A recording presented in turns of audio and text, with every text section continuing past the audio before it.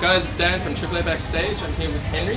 How you doing, dude? I'm good, man. How you doing? Yeah, very well, thanks. We caught you guys Boston Man a bit earlier. Very cool set, man. How's the inaugural Good Things treating you? Amazing. Yeah, absolutely wicked. It's been so much fun. Everyone's like really looked after us. The crowd's been great. Yeah, exactly. Yeah. What's it? I imagine UK, home for you guys is pretty fresh at the moment. What's it like coming to 40 degrees? Well, I was just saying, walking over it, it's just really surreal. I mean, we've been on like a bit of a world tour in a way, so we've been through every climate in the past month. So our bodies don't really know what's going on. Yeah. But it is very surreal to be just about to fly in for Christmas. Yeah. And being like putting on sun cream and shit. Yeah. It's great though. It's cool. Yeah, it's a nice, different experience I think too. Man. Yeah. Oh, that's awesome, man. You just dropped Welcome to the Neighborhood. Reception to that. How did that go down? Great, yeah, I can't complain whatsoever. It's been pretty overwhelming. Yeah. It seems to get into some real juicy, themes and things like that, dealing with today's generation and things like that. Yeah. What was the sort of thinking behind that?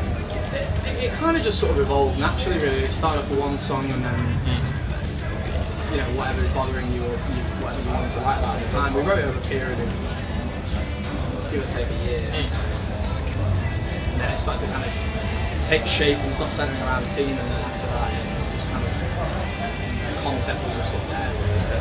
And for those who haven't really heard it or we'll probably get into it after this, seeing you now, what sort of themes are you touching on there? Why?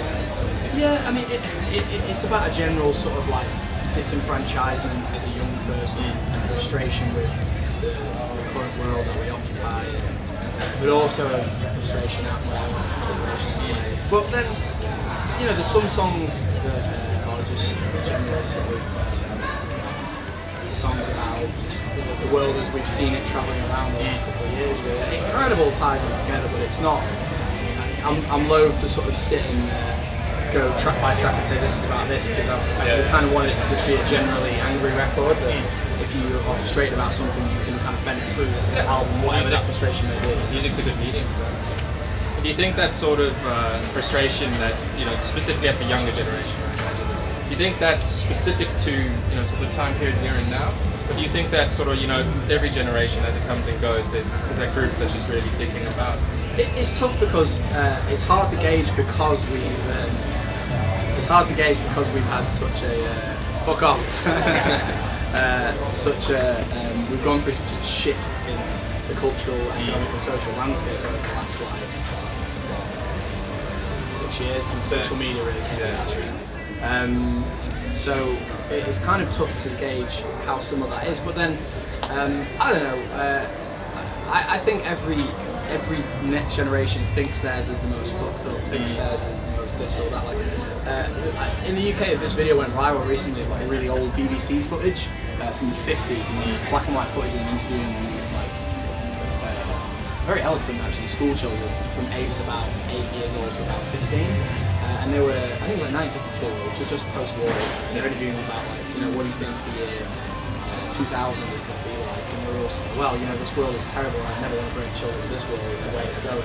So I think that like it does often feel like that to everybody. I think we just have a new set of challenges to face with the rise of things like social media, the internet. How that's just, we're still figuring out how that fits. What works. Yeah, for sure. I think every generation has its challenges. This is just ours. Yeah. And I think it's cool to see how you bring sort of that, the aggression and frustration that you may be experiencing into your live set. I mean, when we caught you guys out, that was insane. Thanks, man. I think you set some sort of alarm off at one point when we walked in. I mean, we grew up on like punk and stuff, and we always wanted to be like an energetic band. Part of the challenges with this record was that it's a little bit more mid-tempo at times, but we kind of became known for these sort of energetic sets, so we're kind of trying to match that. But it seems to be going pretty well, and I always wanted to be a band that if you're walking into like today to the festival tent, and you don't know the band, you can still just get involved, and enjoy, want to jump around even if you don't know were. Yeah, exactly. And I think that really, as you can see, like the crowd really got into it. It was I think, great. I mean, like I said, that alarm going. We walked in as the alarm was going off, and we were like, What was that? I don't know. Yeah, it was crazy. We put it down to it was you guys. Okay, I'll take It was that. just, it was just straight heat that they had to, you set the fire alarm. This band's popping. Let's Yeah, get it on. exactly. Yeah, I like and it was really well timed with the tempo of the songs. Yeah. Were like, this is really cool. They're like, this backing track's sick. yeah, these effects are Yeah. sick. I wonder, how they're triggering this sort of stuff. What we'll do is we'll branch off a little bit into some of our, less professional questions. Let's go. Yeah, number 1 to 13, as you wish. 4. Number 4. Alrighty. Alright, so when you're on tour, your brothers, what is the one thing you absolutely refuse to share with them? Or other bands?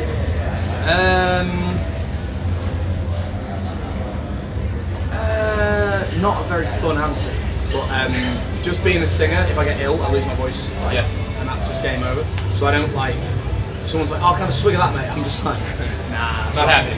Yeah, just, sorry to be rude, but just not taking the risk, it's not. Yes, which is fair. I mean, without the singers, it's going to be an interesting. When I'm home, I don't care, but on tour, it's Gotta too look much of a after pain in the ass to go through that, so just, healthy. yeah. Alright, do you want to hit me with another one? See what else we can get. 9. Number 9, okay. If you could start a cult. Here we go, get comfy with this one. You can start a cult. What sort of cult would you start? I would start a cult dedicated entirely to eating cereal and watching cartoons in your pajamas. So what I love is how quickly you answered that. So you had this prepared, man. Just hit me there. I want to start a fun cult, I don't think there's. I think I yell about angry and negative things enough that I'd want to kind of just. We're as fanatical as the cults that everyone knows, but only about cartoons and cereal. There we go. That's a very niche market. It is. I think everyone would get behind it. Like, it's a fun culture. You name one person who doesn't like cartoons and cereal. I can't. Yeah, exactly. Good, very good answer. Alright, so it's been a big year for you, obviously, with the album drop 2019. You've got a big tour coming up with Charlotte, obviously. Yeah. I mean, obviously that's going to be a huge learning curve for you guys as well. What sort of things are you looking forward to, experiencing that with them? It's cool. I mean, it's the first band I would say that we will have toured with that were kind of like one that I grew up listening to the Charlotte. Yeah. I was right when the first record came out. I was right around like when I was 10 years old or whatever, getting into music. So that'll be really cool. It's also the biggest rooms we'll have been doing on like a tour. You're doing Alexander Palace? Yeah. Alexander will be huge. I'm stoked, man. Yeah, I've always grown up loving those shows. And, that'll be great. And I'm told they're really, really great guys as well. So that'll be cool. But I think being the opening band, we've always kind of tried to be quite good at that because you're there. You don't have a lot of time. You're there to kind of like get the crowd pumped and the show started, but also to try and win over as many fans as possible. Yeah, exactly. So I think just trying to pack as much of like a condensed version of like what you saw today in that like opening slot when people are still coming in is going to be an experience because they're enormous rooms. I don't know how full they'll be because you've got to get 10,000 people in it through 2 sets of doors. It's going to take a while, so we'll see with regard to that. But just kind of like bringing that energy and kicking the show off and making it fun. Oh man, from what we saw today, I don't think you're going to have any issues with that. So hopefully, yeah. Oh man, honestly, thanks so much. All the best for that. Yeah, thanks so much. Killed it today. Appreciate it. Thank you very much. We'll Cheers. hopefully be back soon.